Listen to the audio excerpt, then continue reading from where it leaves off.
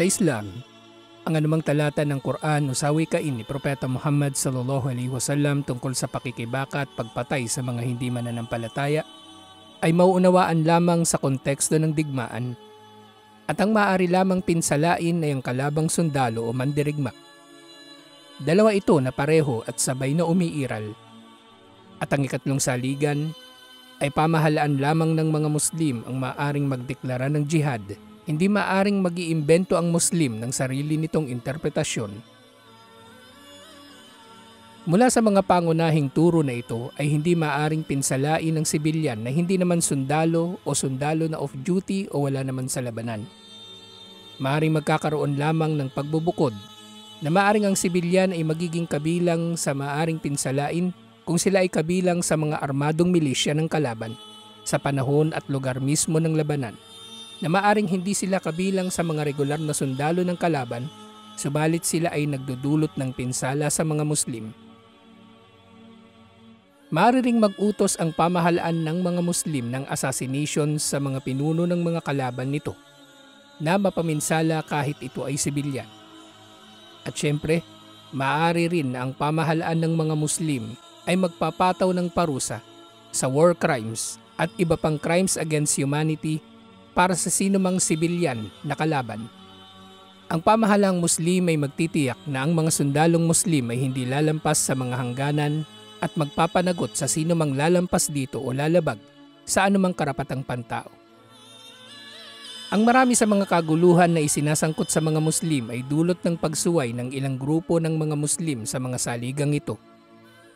Marami sa mga armadong grupo ng mga Muslim, bukod sa pagiging hayagang teroristang grupo o grupo ng mga kriminal tulad ng Mauti at Abu Sayyaf, ay pawang mga non-state actors o mga grupo na hindi kumikilos sa ilalim ng pamamahala ng isang pamahalaang Muslim, ngunit may impluensyang politikal sa mga Muslim.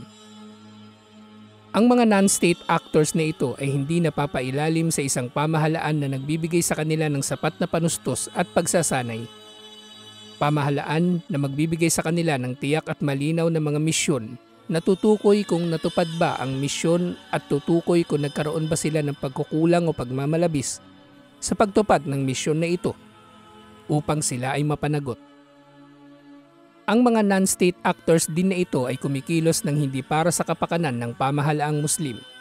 Kaya sila ay kumikilos ayon sa pansariling kagustuhan lamang. Maaring mangyari pa nga na ang isang non-state actor ay mas makapangyarihan pa kaysa sa pamahalaan, tulad ng paghahari ng Hamas sa Gaza laban sa Palestinian Authority, ang opisyal na gobyerno ng Palestine, at ang ISIS na bagaman nalagas na ang hanay ay naging maimpluwensya sa malaking bahagi ng mundo sa kanilang pananalasa.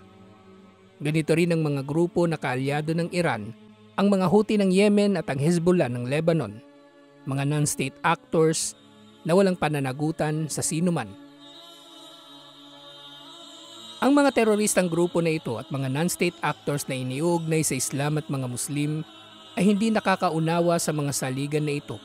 Kaya sila ay nasa likod ng napakaraming mga kaso ng pagpatay o pamiminsala sa mga hindi Muslim, lalo na sa mga sibilyan, at hindi ito marapat.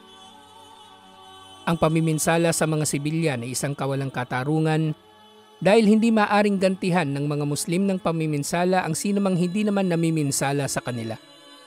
Halimbawa, ang mga terorista ay naniniwala na ang mga sibilyan na hindi Muslim ay maaring pinselain dahil nagmumula raw sa mga hanay nila ang magiging mga sundalo. Pero ang tanong, sino sila upang makatiyak na ang binomba nilang sibilyan ay magiging sundalo nga sa hinaharap?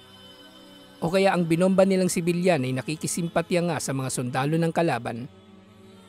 Kahit pa Hudyo na sibilyan, sino sila upang matiyak na ang tatamaan ng kanilang mga rocket o suicide bombing ay sibilyan na kasabwat sa pagkamkam ng kanilang mga tahanan at lupain? Paano pala yan kung ang tinamaan ng rocket ng Hamas at suicide bombing ng Hamas ay isa palang Hudyo na hindi sumusuporta sa Zionism at mabuti ang pakikitungo sa mga Muslim?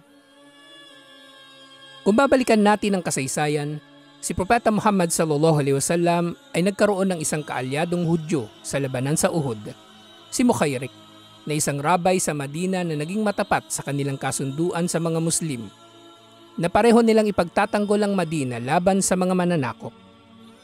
Namatay si Mukhairik sa labanan na iyon.